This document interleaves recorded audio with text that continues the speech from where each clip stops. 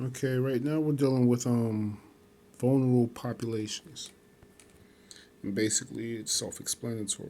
Vulnerable are people who don't have the actual protection in the populations of the masses of people. So, the question that we're talking about today is discussing how social workers empower and deliver interventions for vulnerable individuals.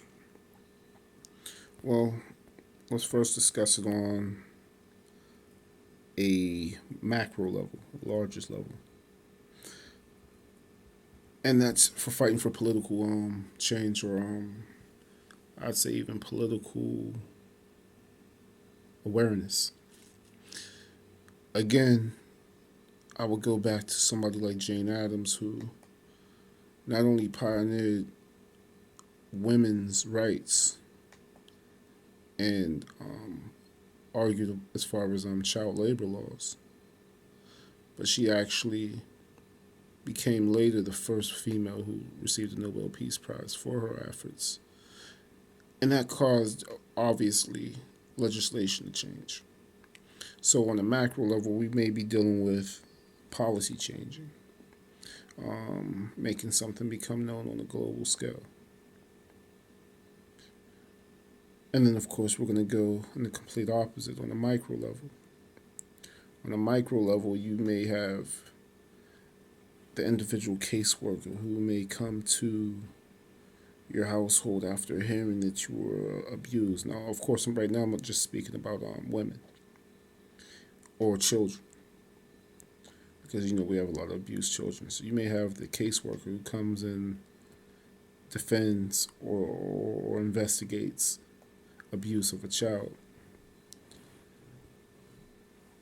But obviously, I'm a black male, so I can speak of another vulnerable group, and that's the so-called minorities, or those who are labeled as, I guess this year will be African American. We were black a couple years ago, Negro a couple years ago before that, and so on and so forth. But in any event, it's listed that the most vulnerable groups are children, women, um, said African Americans or minorities, and the I don't know the acronym, but there's a lot of letters pertaining to the gay, lesbian, bi, transvestite, whatever group.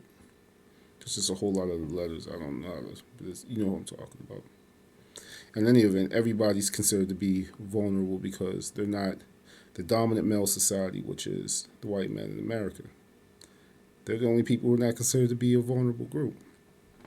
So, how does a social worker deal with each group on a micro, small, individual, meso, maybe within that small community or definitely within that family, and macro, global level?